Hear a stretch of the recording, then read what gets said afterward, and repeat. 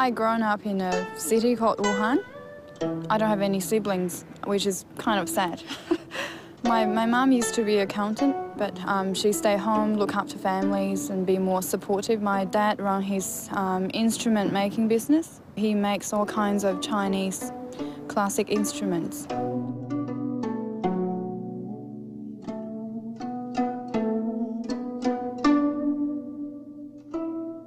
My parents' idea was to send me to study in Sydney.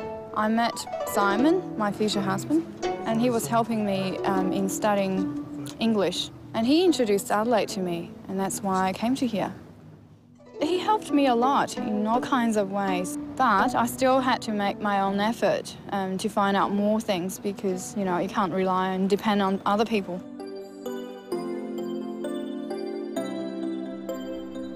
I heard about this organisation for a long time, and I'm here today to try to discover more, and I really want to see how those homeless animals are looked after. We've been in the Wingfield shelter now since the 70s, and since then we look after in excess of 20,000 lost and abandoned animals, companion animals each year. How you going? I'm good. I'm Michelle. Nice to meet you. Hi, Raina. I just want to know, you know, why? What is the reason that so many animals ended up here, and what can we really do about it? A lot of the animals that we get here, they haven't had the best of lives, you know. They're the kind of animals that no one wanted to come back for. So we try and make whatever's left of their life, even if they aren't able to be rehomed, just really comfortable and as happy as we can for them. Yeah, so on this side, we've got dogs. You've got your 3 dog rows and you've got your cat rows. There's 2 cat rows that are available. It's quite an emotional thing. I had a Rottweiler puppy when I was a child. It unfortunately only lived up to 3 months, and I had a couple of Persian cats. Yeah. Oh, we lived in an apartment, so cats were more suitable. We have a lot of people who donate bedding and food and things like that, and that's pretty much what keeps us going. I don't think we could really run without all the generous donations that we get. Animals are so real, and they just being themselves, you know, and they enjoying freedom. They don't have to put on a mask and trying to interact with human beings, and you can learn from them, and they are beautiful creatures. Oh, you don't want to come out? Come on. I'm trying to test whether I'm allergic or not. So far, so good. Because I'll be all the time. Do you like that? Really likes it. Oh, to be honest, I've been thinking about having a pet. We just moved to the new house. I like animals. I think they're just so close to human beings. So this is Bronte, and she has come in as a stray. We just pick a name either out of a book or whatever they look like. Yeah. Apparently she looks like a Bronte, so. I can see that. How does other animals end up here? We do get a lot of owner surrenders. Right, surrender. Yeah. For what reason?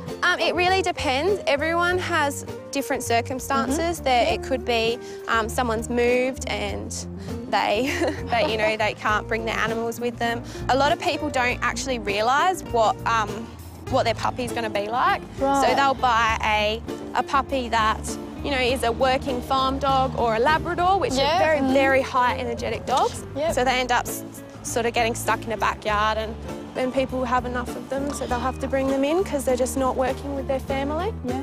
You really got to find out what breed is best for you. You can't just buy a dog and think that it's going to be okay. We just want to educate people to show them that they're not disposable. They're a big part of your family, and we really want you to realise what you're going to have to do. Good girl. And this is Danny, our temperament tester. Hello. For today. This is Michelle. Nice to meet you. We took Bronte to the behavioural test, and she performed so well. Cute, Bronte. Okay, so she's a fairly calm older dog. She's happy to say hello to me, but she doesn't really want to stick around me too much, which is completely fine. Yeah, and I'm so happy she passed everything. So, Michelle, what we do now is once the dogs have passed their temperament test, my job is to check out their general health. So I suppose I'm basically looking for two main things. One is to see if they've got any conditions that need treating right now that we could treat, and so enable them to be adopted, or also look for any chronic problems that then might be a problem for the new owner. Because she's older, I'm going to make sure that she can see okay, and that she doesn't not developing any cataracts, which can develop with older age. She's got excellent teeth for an older dog. She must do a lot of chewing, or has done a lot of chewing. Good work. You're such a good dog, aren't you? How's that? Do you like a massage? Back massage. She seems to be in excellent health. This is where we desex them if they're not already desexed. Right. We also microchip them. The microchip goes in here. It's injected in this sort of area here where it's not painful. It's a little silicon chip about the size of a grain of rice. And that contains in it a barcode. And when you pass a scanner over that chip, that's a unique number for that one chip. And that number is linked to a central computer database. So it's a way of identifying Bronte and rehoming her if she gets lost. Yes, okay. I heard from friends that old homeless dogs and cats, they will be put into euthanasia in a certain amount of time, but it's actually not true. If the dog has great potential and they pass the checks, Animal Welfare League will definitely keep them for forever until they found their new owner. So that's really good to know. We're back home. You'll prepare your bed in a minute. Come on. I was a little bit concerned, you know, is it a depressive environment to be in? But no, it's actually really positive. Every staff are friendly and really energetic, passionate about what they're doing. I think it's really important to have such an organisation. I can't imagine without them what it will be like. It's a place where you can give those homeless animals, whatever reason they ended up here, a chance for their second life.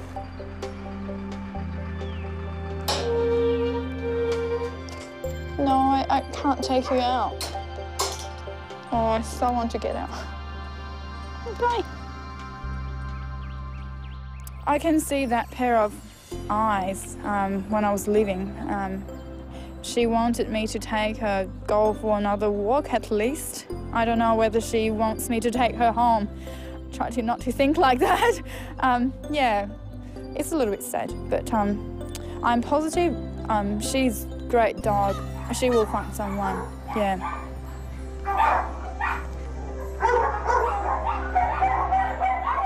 Great work, Michelle. Now, after the break, we'll find out why some people love buying and selling from trash and treasure markets. See you soon.